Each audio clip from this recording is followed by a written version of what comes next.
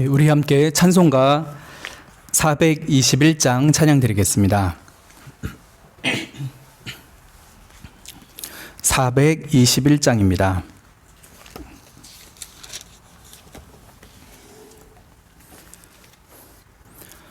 나는 갈 길 모르니 주여 인도합소서. 어디 가야 좋을지 나를 인도합소서.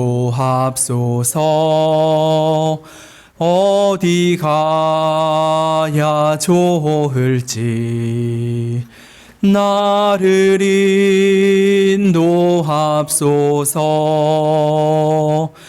아무것도 모르니 나를 가르치소서. 어찌해야 좋을지 나를 가르치소서. 어찌해야 좋을지 나를 가르치소서. 아기같이 어리니 나를 도와줍소서. 힘도 없고 약하니 나를 도와줍소서. 힘도 없고 약하니 나를 도와줍소서. 마음이 심히 슬프니 나를 위로합소서. 의지 없이 다니니 나를 위로합소서.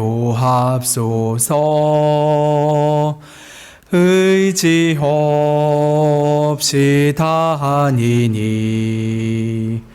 나를 위로합소서.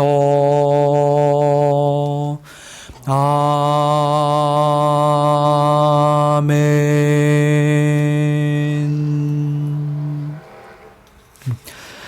다 함께 묵도하심으로 수요 기도회를 시작하겠습니다.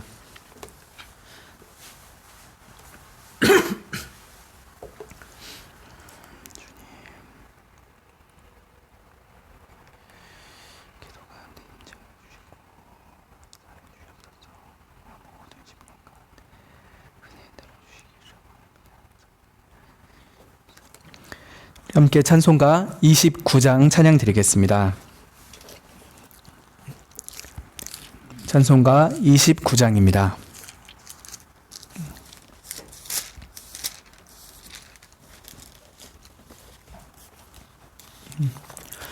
성도여 다 함께 할렐루야 아멘. 주 찬양하여라 할렐루야 아멘. 주 보좌 앞에서 택하신 은혜를 다 찬송하여라 할렐루야 아멘. 만문을 열어라 할렐루야 아멘. 온 하늘 울려라 할렐루야 아멘. 인도자 되시며 친구가 되신 주 그 사랑 끝없다. 할렐루야 아멘. 주 찬양하여라. 할렐루야 아멘. 찬양은 끝없다. 할렐루야 아멘. 거룩한 집에서 은총 기리며 늘 찬송 부르자. 할렐루야 아멘. 우리 찬송가 100장 한 장 더 찬양 드리겠습니다. 찬송가 100장입니다.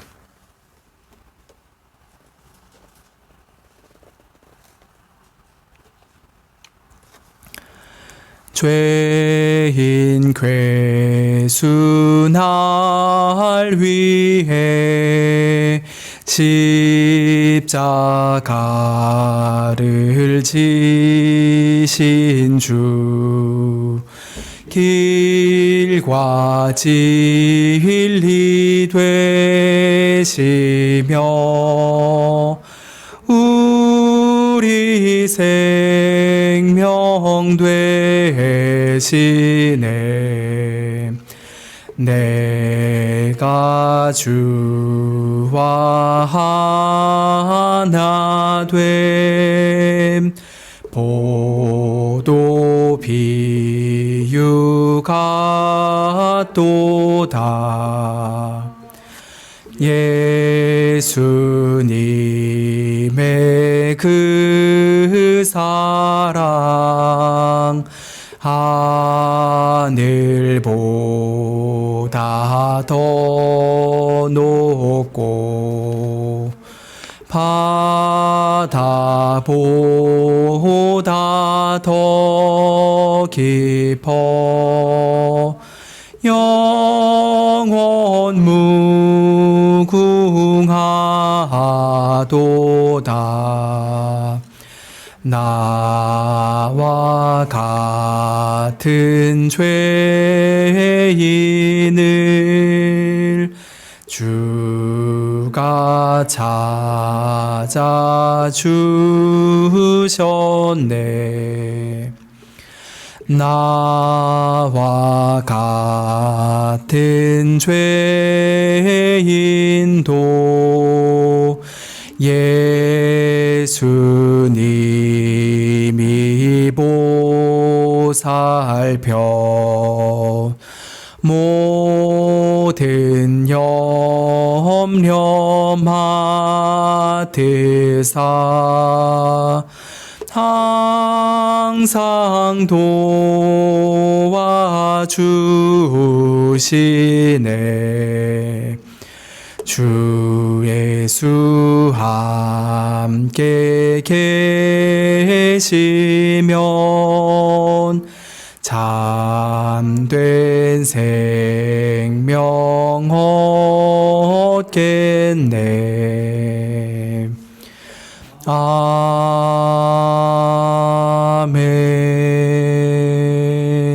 아멘.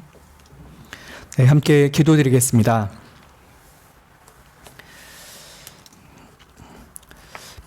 하나님, 매일 이 땅에 살면서 수많은 환난과 고난들이 우리의 영혼을 찌르고 우리의 육신을 고달프게 만드옵나이다.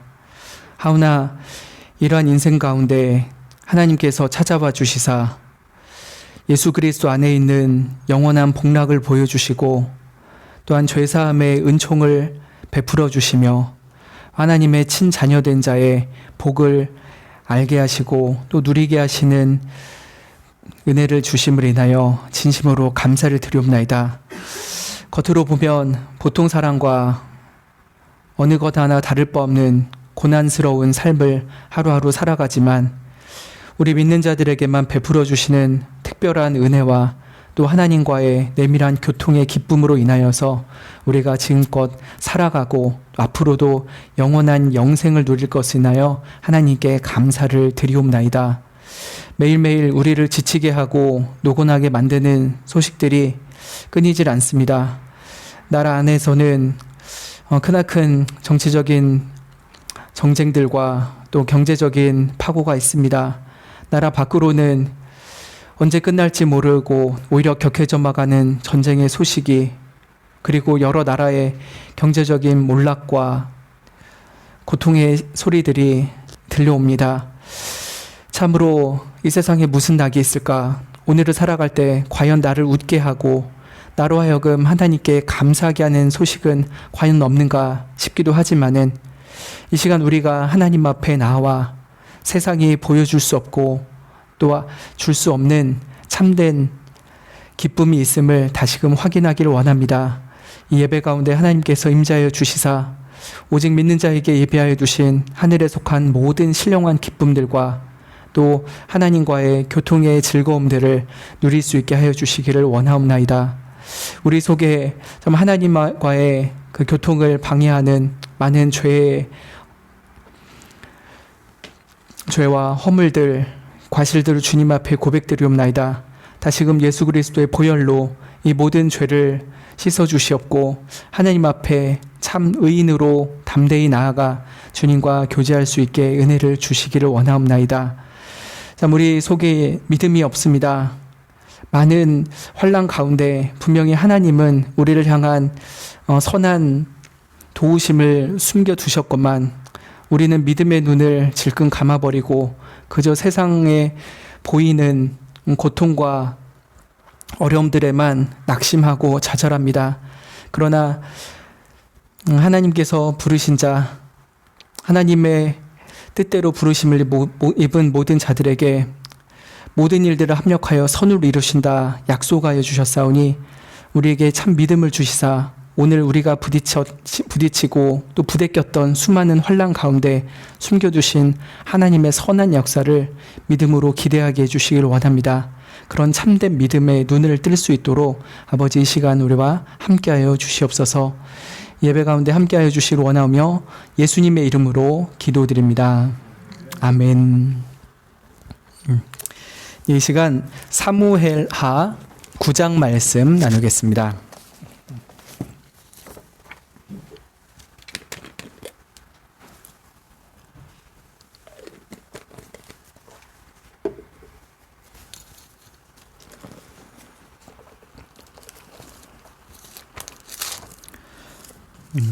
사무엘하 9장 1절부터 마지막 절까지 교독하겠습니다. 구약 475쪽에 있습니다. 사무엘하 9장 전체를 교독하겠습니다. 다윗이 가로되 사울의 집에 오히려 남은 사람이 있느냐? 내가 요나단을 인하여 그 사람에게 은총을 베풀리라 하니라.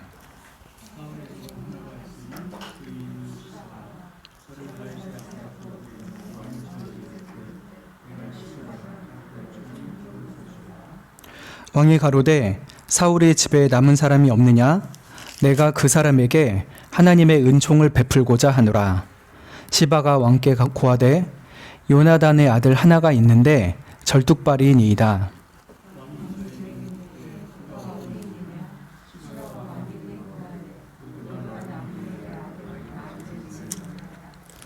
다윗 왕이 사람을 보내어 로드발 암미엘의 아들 마길의 집에서 저를 데려오니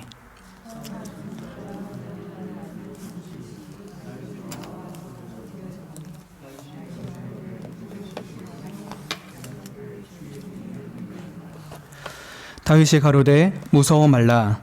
내가 반드시 내 아비 요나단을 인하여 내게 은총을 베풀리라. 내가 내 조부 사울의 밭을 다 내게 도로 주겠고 또 너는 항상 내 상에서 먹을지니라.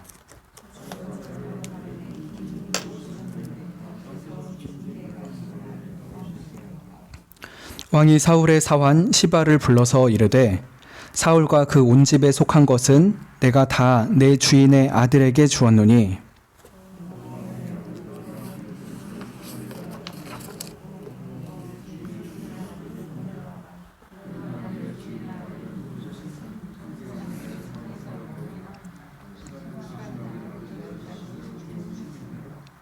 시바가 왕께 고하되 내 주 왕께서 온갖 일을 종에게 명하신 대로 종이 준행하겠나이다 하니라. 무비보셋은 왕자 중 하나처럼 왕의 상에서 먹으니라.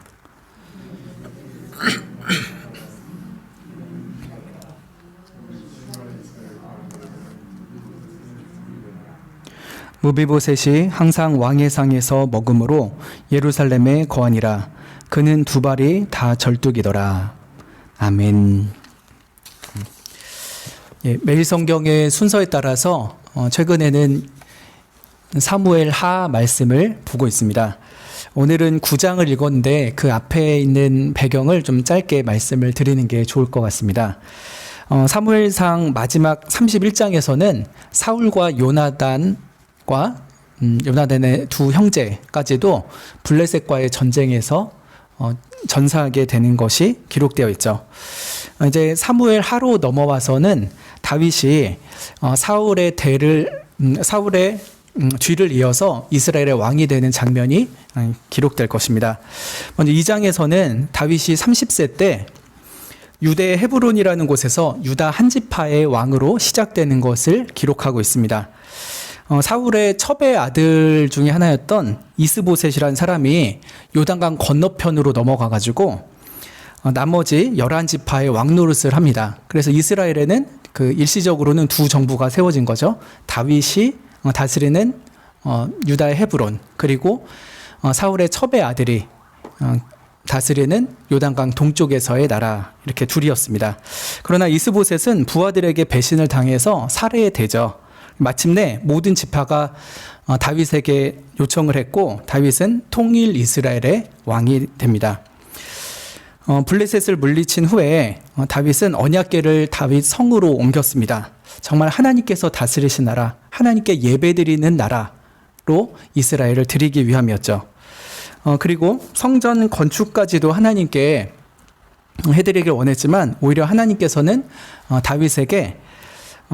다윗의 후손을 통해서 한 나라를 세우시겠다는 약속을 하십니다. 그리고 그 나라를 영원히 견고케 하시겠다라고 하죠. 그것은 잘 아시는 대로 다윗 언약이라고 불리는 것입니다. 이런 말씀대로 하나님께서는 과연 이스라엘 통해서 하나님 나라를 이루실 것입니다. 그러나 그 하나님 나라가 이스라엘 통해서 증시되어야 되기 때문에 이스라엘을 강건케 하신 역사를 다윗에게 주십니다. 그래서 8장을 보면은 대외적으로는 서쪽에는 블레셋, 또 동쪽에는 모압, 북쪽에는 소바와 아람, 남쪽에는 에돔을 점령하게 하십니다. 그리고 대내적으로는 정부의 행정 조직을 다스리게 하시죠. 그래서 다윗은 그 최전성기를 맞게 됩니다. 이스라엘의 내부를 견고케 하시고 나라 외부의 적들까지도 다 제압하심으로 인해서 하나님 나라의 강성함을 보여주는 것이 이 8장까지의 기록입니다. 근데 오늘 읽은 9장은요, 하나님 나라의 자비로움에 대해서 가르치고 있는 장입니다. 다윗이 미스보셋을 선대하는 장면이 기록되어 있죠. 하나님이 그저 강한 군주와 같은 분이신 것뿐만이 아니라 그의 백성 한 사람 한 사람을 매우 귀히 여기시고 복을 주시는 분이라는 것을 알게 하는 본문이라 할 수 있을 것입니다. 이 9장의 말씀을 좀 찬찬히 보면 좋겠습니다. 다윗은 이스라엘 왕국의 최전성기를 누리면서 이제야 좀 마음에 그 여유가 생겼던 것 같습니다. 그동안에는 자기의 적군이 안팎으로 너무 많았기 때문에 그런 여유가 없었는데 이제 나라가 안정이 되면서 옛적에 요나단과 했던 젊은 시절의 언약을 다시금 기억하게 됩니다. 아마 사울과 요나단이 죽은 후에 한 15년 정도가 흐른 시점이 아닌가 싶습니다. 다윗이 사울 가문의 남은 후손을 찾아보게 되죠. 그 종에게 시켜서 사울 집안의 남은 자를 찾게 했는데 그 이유를 밝히되 요나단을 인해서 그에게 은총을 베풀기 위함이다라고 말을 합니다. 이것은 참 뜻밖의 일입니다. 요새는 그러기가 힘들지만요. 옛적의 고대 왕조에서는 새로운 왕조가 생겼을 때는 이전의 왕조에 있는 사람들을 다 진멸을 하죠. 씨를 말린다라고 하죠. 그것이 매우 통상적인 것이었기 때문에 다윗이 왕이 되었을 때 사울의 집안에 있는 모든 사람들을 다 처치할 것만 같습니다. 게다가 다윗은 지난 긴 세월 동안 사울로부터 너무 많은 핍박을 받았죠. 그 집안을 불구대천의 원수로 여겨도 이상한 것이 전혀 없는 다윗이었습니다. 그런데 다윗이 오히려 전 왕조의 씨를 찾아내어서 복수를 하는 것이 아니라 오히려 은총을 베풀려고 하는 이유가 무엇입니까? 바로 요나단을 인하여라고 분명히 밝히고 있습니다. 요나단은 사울의 아들이죠. 요나단은 소년 다윗이 여호와만 의지하면서 골리앗을 물맷돌로 죽였을 때 처음 다윗을 만났습니다. 그 요나단의 마음이 다윗의 마음과 연락되어서 다윗을 자기 생명같이 사랑하기 시작했습니다. 그래서 요나단과 다윗의 우정은 성경의 어떤 사람의 우정보다 더 진하게 나타나 있죠. 이후로 사울이 급부상하는 다윗을 집요하게 견제하고 심지어 살해하려고 할 때 아들 요나단은 자기의 왕위 계승권을 포기합니다. 도리어 목숨을 걸고 사울 부왕에게 맞서서 다윗을 살려주려고 했던 다윗의 생명의 은인이기도 하죠. 그런 요나단을 생각할 때 다윗은 그 요나단의 자손이 있다면은 내가 그에게 꼭 은혜를 갚아야겠다 이런 마음을 가졌을 것입니다. 그러나 그보다 더 중요한 이유가 있으니 일찍이 요나단이 살아있을 때 요나단과 함께 언약을 맺은 게 있었습니다.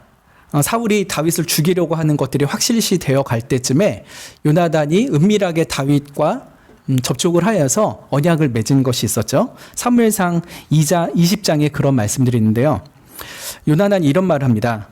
너는 나의 사는 난 동안에 여호와의 인자를 내게 베풀어서 나로 죽게 하지 않게 할 뿐 아니라 여호와께서 너 다윗의 대적들을 지면에서 다 끊어버리신 때에도 너는 너의 인자를 내 집에서 영영히 끊어버리지 말라 라고 하죠. 그러니까 요나단이 너 살아있을 때 나를 좀 지켜줘. 그리고 혹시 내가 죽어도 너의 인자함을 우리 집안에는 계속 베풀어줘 라고 부탁을 했던 것이죠. 그리고 그것에 대해서 하나님 앞에서 언약을 합니다. 그리고 사무엘상 20장 42절에서 이와 비슷한 언약을 다시 합니다. 요나단이 이제 다윗과 한참을 못 만나게 되는 마지막 만남쯤이 되는데요. 그때 다윗에게 말하죠. 평안히 가라.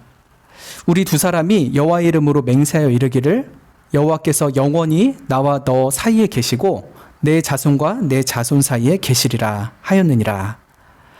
이렇게 함으로써 다윗과 요나단 사이의 언약뿐만 아니라 그 자손들 사이의 언약까지도 이렇게 하나님 앞에서 맺었습니다.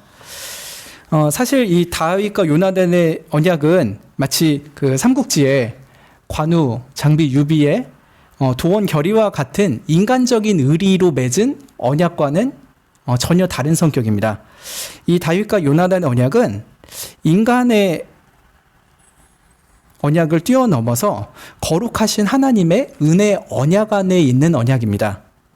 은혜 언약은 무엇입니까? 하나님께서 영원토록 이스라엘의 하나님이 되어주시고 이스라엘 백성들은 그 하나님의 은혜를 받는 친백성이 되게 하신다라고 하는 약속이죠. 다윗과 요나단은 자신들이 그 하나님의 은혜 언약 안에 속해 있는 친백성임을 믿었습니다. 그리고 이제 다윗을 통하여 이루실 이스라엘 나라는 그 은혜로움을 나타내는 하나님의 나라를 이 세상 가운데 보여줘야 될 나라라는 것을 알았습니다. 그래서 하나님의 은혜의 나라를 드러내는 삶을 우리가 살아야 되지 않겠는가? 너와 내가 서로에게 선대하고 또 대대 자손 간에도 선대함으로써 과연 하나님은 은혜로운 하나님이다. 이스라엘을 통하여서 나타나는 하나님은 은혜로운 하나님이다 라는 것을 보여주기를 원했던 것이었죠. 그래서 결국은 이 둘은 그냥 서로 간의 집안의 언약 정도가 아니라 더 큰 꼭 영원한 하나님 나라의 속성을 드러내는 그런 언약을 맺고자 하였던 것이었습니다. 비록 요나단의 아버지 사울은 그런 하나님의 은혜 언약 가운데서 이탈해 나갔죠. 그러나 그의 아들 요나단은 하나님의 은혜로운 언약이 얼마나 중요한지, 얼마나 귀한지를 알았기 때문에 그 나라를 나타내고자 택정을 받은 다윗에게 왕좌를 기꺼이 내어주었고, 다윗, 네가 왕이 되면은 정말 그런 하나님의 나라를 이루어줘. 그리고 너와 나 사이에도 그런 하나님의 은혜로움을 나타내는 언약을 맺자라고 하면서 일찍이 젊었을 때 이런 깊은 깨달음을 가지고 언약을 맺었던 것이죠. 다윗이 그랬던 요나단과의 언약을 기억하면서 이제야 그 요나단의 자손을 찾아보려고 하였습니다. 다윗의 신하들이 수소문을 해서 사울의 종이었던 시바라는 사람을 다윗 앞에 소환을 해오죠. 2절에 나타나 있습니다. 다윗이 이제 시바에게 사울 집에 남은 사람이 없냐라고 물어보죠. 그리고 내가 그 사람에게 은총을 베풀고자 한다라고 합니다. 근데 이 은총을 나의 은총을 베풀려고 한다 이런 식으로 하지 않고 뭐라고 합니까? 3절 하반절에 보면은 하나님의 은총이라고 합니다. 내가 지금 베풀려고 하는 것은 한 일개 인간인 내 속에서 나온 은총이 아니라 거룩하신 삼일체 하나님의 은총인 것이다는 것을 분명히 밝힌 것이죠. 사실 시바는 사울 집안에 속해 있는 것이었기 때문에 다윗 앞에 서는 것이 몹시 두려웠을 것입니다. 그런데 지금 하나님의 은총을 베풀려고 하는 거다라고 하는 말을 듣자 좀 마음이 놓인 듯합니다. 그래서 그동안 꼭꼭 숨겨져 있어서 심지어 다윗조차도 그 존재조차 알지 못했던 요나단의 한 아들을 알려줍니다. 요나단의 아들 하나가 있는데 그는 절뚝발이다라는 것을 알려주죠. 다윗이 그의 거주지를 묻습니다. 그러자 시바가 로드발 암미엘의 아들 마길의 집에 있습니다라고 대답을 하죠. 로드발은 어디냐면 그 요단강 동편의 마하나임 쪽에 있는 성읍입니다. 그러니까 예전에 사울의 첩이었던 이스보셋이 거기다 이제 어떻게 보면 괴뢰 정부죠. 그거를 세웠던 그 동네에 근처에 있는 곳이 이 로드발입니다. 이 로드발은 그 뜻이 목초가 없는 곳이라는 뜻입니다. 아마도 좀 척박한 동네였던 것으로 보입니다. 그런데 거기에 마길이라는 사람의 집에 무비보셋이 얹혀 살고 있다라고 알려주고 있죠. 마길은 몰락한 사울 왕의 손자 무비보셋을 은밀하게 보호해 줬습니다. 좀 위험 부담이 컸을 거예요. 다윗에게 발각이 되면은 너 사울의 왕세손을 데리고 있네? 혹시 반역의 계획을 꿈꾸는 거 아니냐라고 하면서 다윗에게 처형을 받을 수 있는 위험이 있었죠. 그럼에도 불구하고 이 무비보셋을 은밀하게 보호해 줬습니다. 그리고 아주 나중에 일인데요. 이 다윗이 말년에 압살롬의 난을 겪고서 도망가게 되잖아요. 그때 이 마길이 마하나임에 온 다윗을 맞아가지고 여러 가지 음식을 주면서 선대해 줍니다. 그걸 보면은 마길은 비단 사울에게만 붙어서 사는 그런 기회주의자적인 사람이 아니라 어떤 사람이든지 자기의 도움이 필요한 사람에게는 기꺼이 도움을 주는 그런 사람으로 보입니다. 그리고 의로운 부자였던 것으로 보입니다. 이런 마길의 집에 무비보셋이 어떻게 보면 이제 얹혀 살고 있는 것이죠. 사울과 요나단이 길보아 전투에서 죽임을 당할 때 무비보셋은 5살이었다고 기록이 되어 있습니다. 사무엘 하 4장 4절에 기록되어 있죠. 근데 그때 이 무비보셋이 그 아버지와 할아버지가 죽었잖아요. 그러니까 정말 그 왕조가 망한 거죠. 그때 유모가 그 블레셋을 피해서 급히 도망을 치다가 이 무비보셋을 떨어뜨립니다. 그 바람에 이 5살 아이가 양발을 절뚝거리게 된 거예요. 이게 참 너무나도 안타깝죠. 얼마나 급히 뛰어가다가 애를 세게 떨어뜨렸길래 양발이 이렇게 다 부러져서 골절이 되고 이게 쓰지를 못하게 될까 싶을 정도인데 참 생각해보면 너무 안타까운 일입니다. 그래서 그 5살 된 무비보셋은 그 후로는 쩔뚝거리면서 한 거예요. 한 발이면은 이게 한 발로 제대로 하면서 쩔뚝쩔뚝하지만 양발이 절뚝이니까 어떻게 걸었을까 싶습니다. 마치 양쪽에 목발을 짚고서 이렇게 했는지 아니면 뭐 질질 다리를 끌면서 살았는지 모르겠어요. 참 상상도 안 됩니다. 양발이 다 절뚝거린다는 게. 아니면 양발이 이렇게 골절되지만 이렇게 그냥 골절된 채로 느릿느릿 걸으면서 생활을 했을 수도 있겠죠. 어쨌든 이 무비보셋은 이스보셋 즉 사울의 첩의 아들이 그 마하나임에서 왕처럼 노릇을 하고 있을 때도 자신을 드러내지 못했습니다. 몰락한 왕조의 후손으로서 감히 자기를 드러내지 못하고 그저 죽은 듯이 숨어서 살아야만 했던 것이죠. 근데 다윗은 사람을 보내서 이 무비보셋을 불러냈습니다. 무비보셋은 깜짝 놀랐을 거예요. 자기가 사는 이제 마길의 집에 다윗의 군대가 왔죠. 그래서 무비보셋이 있습니까? 빨리 나오시오. 다윗이 당신을 부릅니다. 라고 했을 때 무비보셋은 정말 이제 올 것이 온 건가? 내 인생의 마지막 날인가? 하는 마음이 더 들었을 것입니다. 다윗의 부하들이 말했겠죠. 걱정하지 마십시오. 다윗이 당신에게 선을 베풀기 위해서 부른 것입니다. 라고 하면서 불렀겠죠. 그러나 가면서도 무비보셋은 긴가민가 했을 것입니다. 말로는 그러지만 결국은 나를 처치하지 않을까? 그런 콩닥콩닥하는 마음으로 다윗 앞에 섰을 것입니다. 이제 무비보셋이 절뚝거리면서 다윗 앞에 섭니다. 그 무비보셋을 처음 보는 다윗의 마음이 어땠을까요? 아마 무비보셋의 얼굴이 요나단을 많이 닮았다면요, 다윗은 옛 친구 요나단 생각에 울컥했을 것 같아요. 어떻게 보면 지금 무비보셋의 나이 때쯤에 요나단과 다윗이 만났을 것 같거든요. 내가 저렇게 젊었을 때 요나단을 만났는데 그 나의 젊은 옛 친구는 이제는 그냥 사라지고 그의 아들만 이렇게 초라한 모습으로 내 앞에 서 있네 라고 하면서 참 많은 생각들이 들었을 것 같습니다. 그러면서도 무비보셋의 이름을 다정스레 부르면서 위로하죠. 무비보셋이여.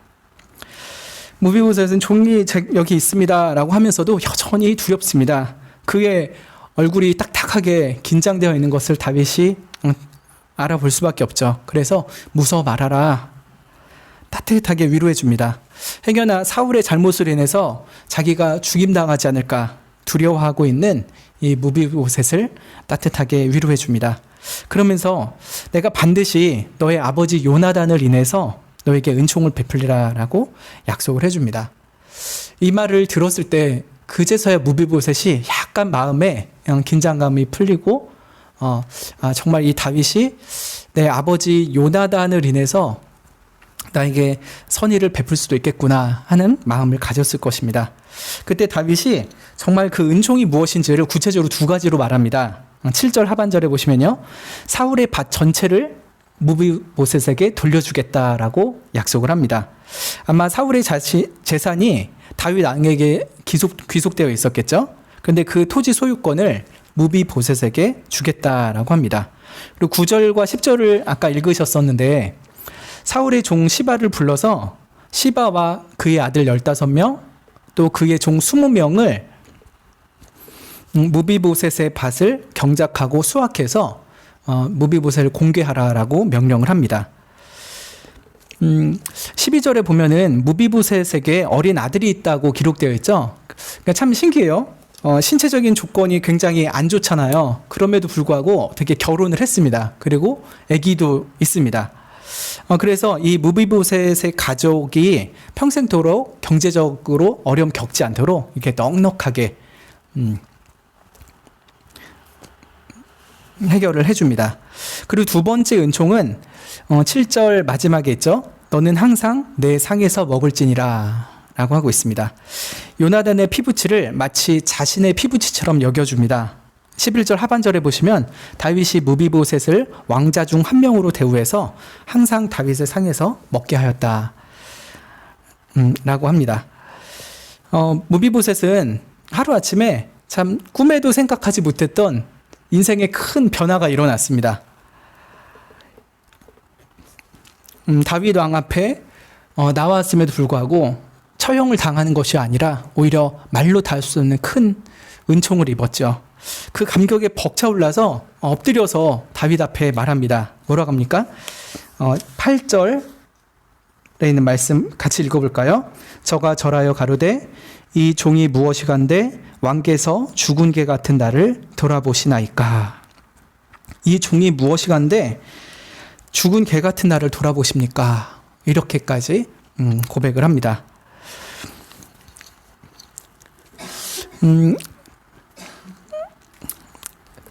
이렇게 다윗과 무비보셋의 만남에 대한 전말을 간단하게 살펴보았습니다. 이제는 이 속에서 담아두신 그 하나님의 은혜로운 은총의 성격이 무엇인지를 보면 좋겠습니다. 다윗은 아까 말한 것처럼 자신의 은총이 아니라 하나님의 은총을 나타내기를 원했습니다. 1절에서 보면은 다윗이 자기 신하한테 요나단을 인해서 은총을 베풀리라 라고 했죠. 그리고 3절에서 시바에게 그 은총의 성격이 정확히 무엇인가를 말합니다. 그것이 하나님의 은총이라고 하였죠. 은총은 좀 많이 들어보셨을 만한 히브리어인데 헤세드라고 합니다. 하나님의 신실하신 언약적 사랑을 나타내는 것이 이 헤세드이죠. 지금 다윗은 무비보셋에게 하나님께서 약속하신 그의 백성을 향한 풍성한 사랑과 말로 닿을 수 없는 은혜들을 나타내려고 하고 있는 것이었습니다. 이 은총이 좀 표현은 격할 수 있긴 한데요. 성경에 있는 단어를 그대로 쓰면은 개 같은 자에게 베푸시는 하나님의 은총입니다. 개 같은 자에게 베푸시는 하나님의 은총. 여기서 우리는 다윗의 선행보다는요, 다윗을 통해서 나타내시는 하나님의 은총이 무엇인가에 더 집중을 하면 좋을 것 같습니다. 이를 위해서 다윗은 좀 뒷전에 두고 하나님과 무비보셋의 관계에 좀 더 집중해서 보면 좋을 것 같습니다. 하나님의 은총을 세 가지 성격으로 보고자 하는데요. 먼저 첫 번째, 하나님의 은총은 참으로 비참한 자에게 먼저 찾아가시는 은총입니다. 무비보셋은 스스로 생각하기에 정말 개 같은 인생을 살아왔습니다. 저 어렸을 때는 개팔자가 상팔자라는 말에 전혀 공감을 못했습니다. 아무리 그래도 사람이 낫지 개가 낫냐? 그러면서 생각을 했는데요. 제가 어른이 좀 되고 나이가 들어서 세상살이가 좀 고달파지니까 개팔자가 상팔자 같아 보이기도 합니다. 게다가 이 동네에 보면은 정말 그 상팔자 개들이 많아요. 이 레미안 앞에 가면 이 개님을 영접하고 도와주시는 그 주인들을 많이 보게 되죠. 요즘 한국에서는 반려견이 한 가축이 아니라 한 가족이죠. 밤에는 편안하게 주인의 침대 위에서 같이 자기도 합니다. 아침이 되면은 각종 비타민이 첨가된 유기농 사료를 먹여줍니다. 점심 되면은 사람도 자주 먹기 힘든 비싼 고기도 먹죠.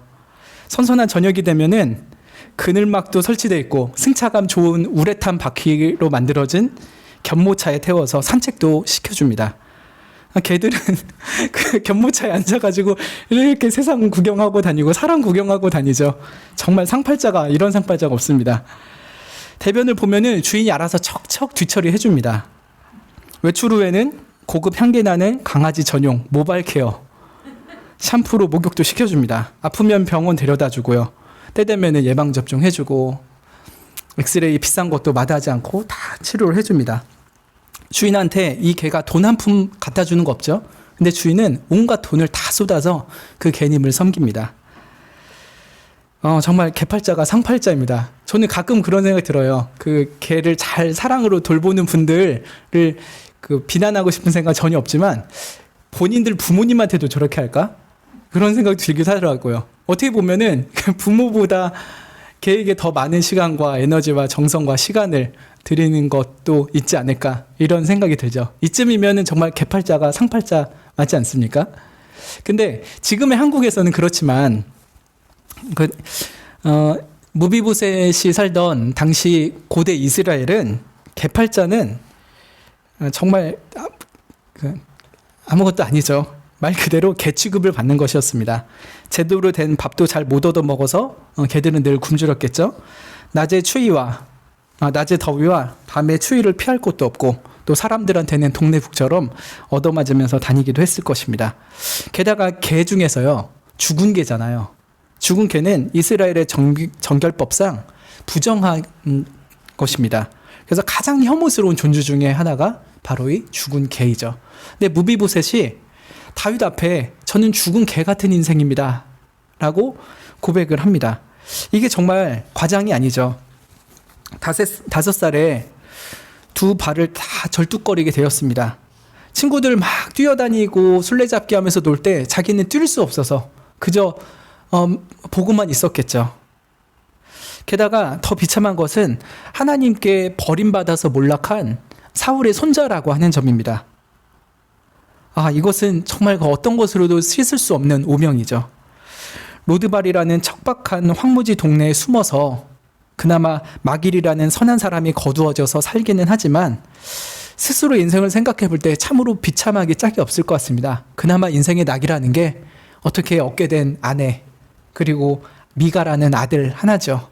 아내를 보고 막 뛰어다니는 아들을 보면서 나랑 다르게 저 녀석은 씩씩하게 잘 뛰어다니니까 참 고맙다 하면서도 내가 이 아이를 지켜줄 수 있을까? 내가 내 인생도 보존을 못하겠는데 이 자식들 건사할 수 있을까 하는 걱정 때문에 하루하루 참 마음이 지디겨졌을 것입니다. 고작 한 20세 전후 됐을 이 젊은 아빠의 인생 속에는 기쁨보다는 비통함이 더 컸죠. 근데 사실 우리 한 사람 한 사람이 어쩌면 무비보셋처럼 죽은 개 같은 인생이 아닐까 생각을 해봅니다. 여러분 자신이 죽은 개 같은 처지에 있다라고 생각해 보신 때가 있습니까? 혹은 지금 그런 생각을 하고 계십니까? 겉으로는 나름 괜찮은 삶을 사는 것 같아 보여도 우리의 죄로 인해서 사실은 죽은 자로 살아갔습니다. 죄의 삭은 사망이죠. 아담 안에서 모두 죄를 갖고 태어나기 때문에 우리는 죄와 허물로 죽은 채 태어난 존재입니다. 그래서 하나님이 그의 형상으로 지은 우리 인간들에게 주시고자 했던 그 하나님과의 사랑의 교통이 뭔지를 느껴본 적이 없습니다. 태어나면서부터 그 하나님의 사랑에 끊겨 있고 마치 죽은 자처럼 그렇게 쓸쓸하고 외로운 우주의 고아로 살아가고 있는 것이죠. 이런 영적인 것뿐만 아니라 현실적인 문제도 참 우리를 죽은 개 같은 처지로 느끼게 합니다. 내가 너무 못나서, 머리가 안 좋아서, 육신이 안 좋아서 참 괴롭습니다. 가족 간의 문제를 도저히 해결할 길이 없어서 남에게 말도 못하고 어떨 정말 죽고 싶을 만큼 비참하고 괴로운데 이 풀 한 폭이 없는 메마른 사막 같은 인생 하루하루를 터벅터벅 걸어가야만 합니다.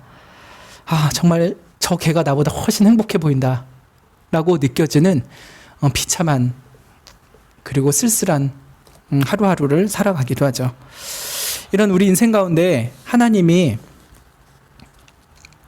찾아오십니다. 다윗이 자신의 종을 보내어서 무비보셋을 불러오셨죠. 그것처럼 하나님은 말씀의 종들 또 전도자들을 보내셔서 우리를 부릅니다. 죄와 사단에게 노예되어 있던 이들, 영적으로 쩔뚝발이어가지고 도저히 스스로 하나님 앞에 나올 수가 없었던 우리들에게 하나님이 먼저 찾아오시고 우리들에게 은총을 베풀어 주십니다. 선한 목자가 양의 이름을 부르듯이 우리의 이름 한 사람 한 사람의 이름을 부르시죠. 그리고 심판받을까봐, 하나님 앞에 혼날까봐 두려워 떨고 있는 영혼에게 무서워 말아라 라고 하면서 우리들을 안심시키십니다. 그리고 우리를 푸른 초장, 쉴만한 물가로 인도하여 주시죠. 이러한 과분한 은혜를 생각할 때 우리는 하나님 앞에 되묻지 않을 수가 없습니다. 하나님, 제가 무엇이간데 죽은 개 같은 나를 하나님께서 돌아보십니까?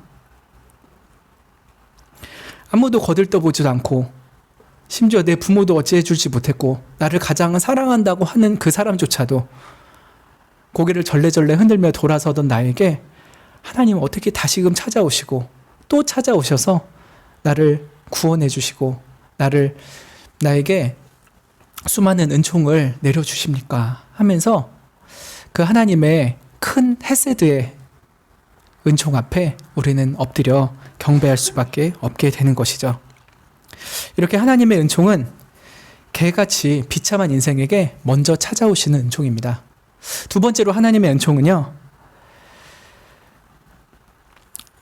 중보자를 통한 은총입니다. 다윗이 무비보셋 자체를 사랑해서가 아니라요, 요나단을 사랑했기 때문에 무비보셋을 사랑했죠. 하나님이 우리를 사랑하실 때 우리 자체를 사랑한 것이 아니라 중보자 예수 그리스도 안에 있는 우리들이기 때문에 사랑합니다.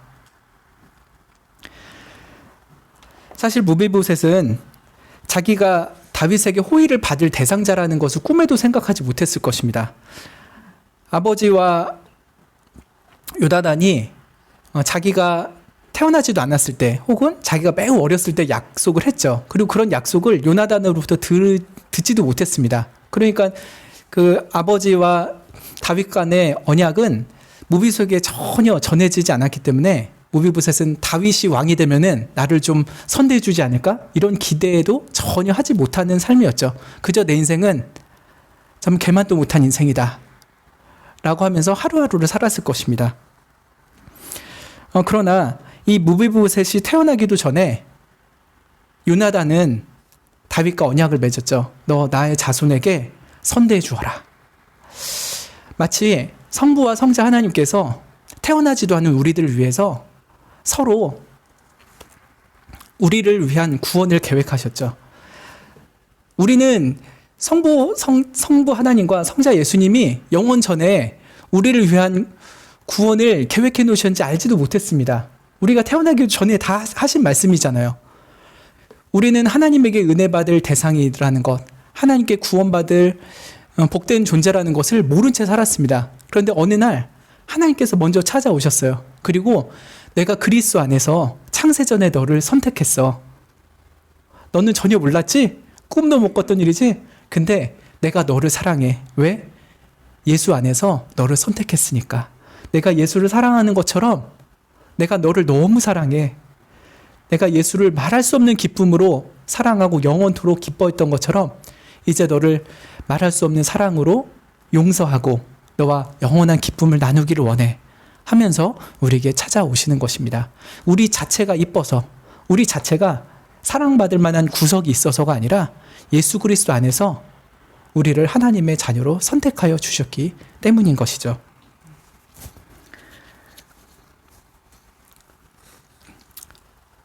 이처럼 하나님은 우리가 존재하지도 않았던 창세 전이라는 시간에 그리스도 안에서 우리를 택하셨죠.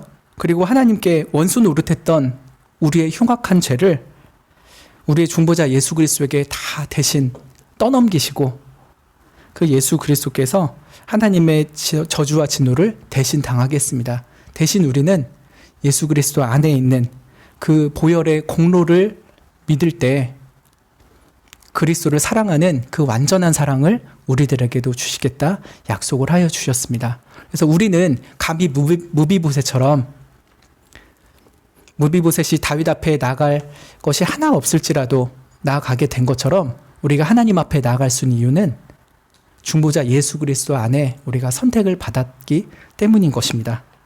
그 선택받은 은혜, 그리스도 안에서 선택받은 그 은혜 때문에 우리는 하나님 앞에 담대히 나아갈 수가 있게 되는 것이죠. 세 번째 하나님의 은총의 성격은 놀라운 기업과 영광을 주신다라고 하는 것입니다. 마길에게 얹혀 살았던 무비보셋은 다윗에게 빈손으로 갔습니다. 어떤 예물도 챙겨갈 틈도 없었던 것 같아요. 그런 재물도 없었을지도 모르고요.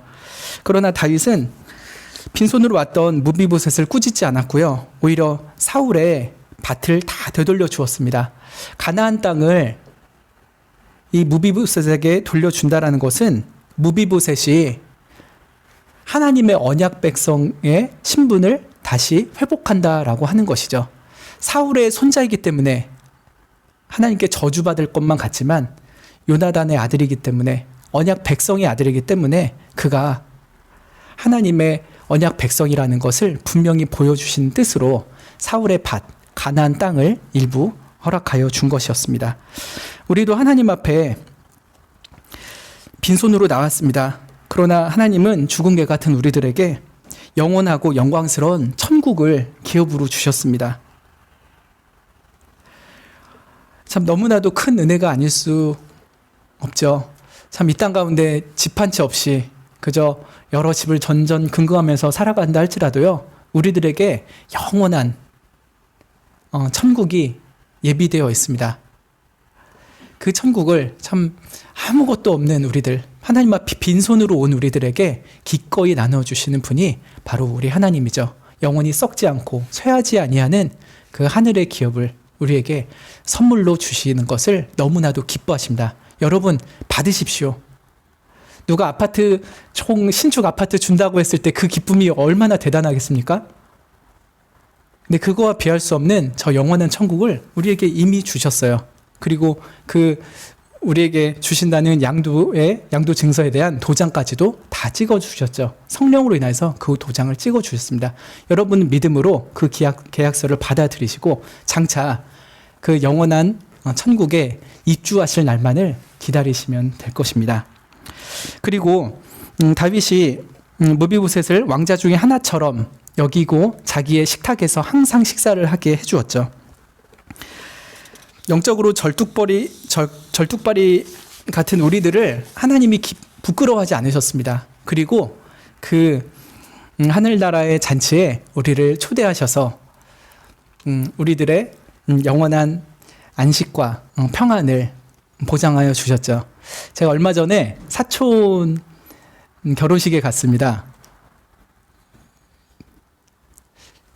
종로에 있는 한 곳이었는데 흥선대원군이 별장으로 쓰던 곳이래요. 굉장히 유서 깊은 곳이죠. 그곳을 그 전세를 내가지고 거기서 결혼식을 한 거예요. 스몰 웨딩을 했습니다. 결혼식장이 너무 예뻤어요. 그 흥선대원이 별장으로 썼다고 하니까 얼마나 예쁘겠습니까? 또 관리도 굉장히 잘 해놨고요. 그렇게 결혼식을 아름답게 하고 식사를 하러 갔습니다. 근데 딱 룸이 딱 있는데요. 그냥 보통 예식장 가면은 그냥 아무 자리나 빨리 앉아서 먹으면 되잖아요. 근데 딱 한정된 인원 이름이 있습니다. 그래서 식탁에 누구 이름이 딱 있어요. 근데 어느 방에 들어갔는데 김영승 이름이 있는 거예요. 아, 여기가 내 자리구나 하고서 자신감 있게 딱 앉았습니다. 그래서 먹는데 식사가요, 제가 태어나서 먹어본 식사의 단가 중에 최고였습니다. 정말 이렇게 비싼 식사가 있을까 싶을 정도로 10만 원이 넘는 거예요, 한 사람당. 저는 뭐 그렇게 먹어본 적이 처음이어가지고 굉장히 감격했죠. 특히 그 메로라는 그 물고기 음식이 너무 맛있었습니다. 그 지방의 기름이 잘잘잘잘 하면서 정말 맛있게 잘 구웠더라고요. 그렇게 먹었을 때 참 행복했죠. 그러나 그 곳에서 계속 있진 않죠. 이제 다 먹었으면 나가주세요 하는 종업원들의 은근한 눈치를 보면서 이렇게 나오게 됩니다. 하나님께서 우리들에게 주시고자 하는 그런 천국의 기쁨은 몇 번만 맛보고 이제는 너희 집으로 가라 라고 하는 것이 아닙니다. 오히려 나의 천국 식탁에서 항상 먹자. 매일매일 새끼 나랑 같이 먹자 라고 하는 것이죠. 이사야서 25장 6절에서 이런 말씀이 있습니다. 만군의 여호와께서 이 산에서 만민을 위하여 골수가 가득한 기름진 것과 오래 저장하였던 맑은 포도주로 연회를 베푸시리라. 천국에서 실제로 음식을 먹을까요, 여러분? 진짜 그 골수가 가득한 기름진 것 먹고 그 맑은 포도주 먹는 것일까요? 잘 모르겠습니다. 실제로 육신은 있는 건 분명한데 그 음식을 먹을런지 안 먹을런지 그거는 잘 모르겠습니다. 그러나 어쨌든 간에 이 천국에서 우리들의 영혼뿐만 아니라 육신에도 풍성한 기쁨과 행복이 가득한 잔치를 베풀어 주실 것이라는 것은 우리가 여러 비유를 통해서 알 수가 있을 것입니다. 여러분, 죽은 개 같은 하루하루를 살고 계신다면 오늘 말씀을 통해서 하나님의 은총을 다시금 생각해 보시면 좋겠습니다. 헤세드의 그 기쁨이죠. 우리가 무엇이 간데 죽은 개 같은 우리에게 먼저 찾아오십니까? 그리스도 예수 안에서 먼저 우리를 선택하시고 실제로 우리 인생 가운데 찾아오셔서 우리를 구원하셨습니다. 하나님의 친자녀를 삼아주시고 저 영원한 천국 잔치에 우리의 이름이 있는 좌석을 마련해 두셔서 우리로 그곳에 앉아 영원토록 즐기게 하여 주시고 또 그 천국의 기쁨을 누리게 하시고 천국을 기업으로 주시니 그런 하나님의 은혜를 생각할 때 우리가 정말 죽은 개 같은 인생인지 아니면 상처나지에 우리 같은 복을 받은 민족이 없습니다. 나같이 복받은 사람이 없습니다. 라고 하면서 하나님께 찬양을 드려야 될 인생인지를 다시 좀 생각해 볼 수 있을 것입니다. 다만 하나님의 풍성한 은총을 기억하시고 감사의 기도를 이 시간 드리면 좋겠습니다. 그리고 우리가 다윗처럼 하나님의 은혜의 통로가 되어서요, 마치 죽은 개 같은 인생을 살아가고 있는 우리의 이웃을 돌아보면 좋겠습니다. 참 말로 다 하지 못하지만 얼마나 참 힘들게 하루하루 살아가고 있는 이들이 많이 있습니까? 우리의 가족일 수도 있고 우리의 친지일 수도 있고 주변의 이웃일 수도 있겠습니다. 그런 이들에게 하나님의 은총을 나타낼 수 있는 우리가 되면 좋겠습니다. 우리에게 주신 은총을 감사하기도 드리고 또 이웃들에게 하나님의 은총을 베풀어 주신 일에 우리를 다윗처럼 사용하여 주시기를 위하여 기도하면 좋겠습니다. 기도하고 마치겠습니다. 하나님, 참 죽은 개 같은 인생이라 우리의 삶을 비관하고 심지어 하나님을 원망하는 시간들도 있었음을 주 앞에 솔직하게 고백드립니다. 그러나 오늘 말씀을 통해 볼 때 참 죽은 개 같은 인생에게 찾아오시는 하나님의 은총이 우리에게 임하기를 바라고 또 이미 임하였음을 인하여 감사를 드립니다.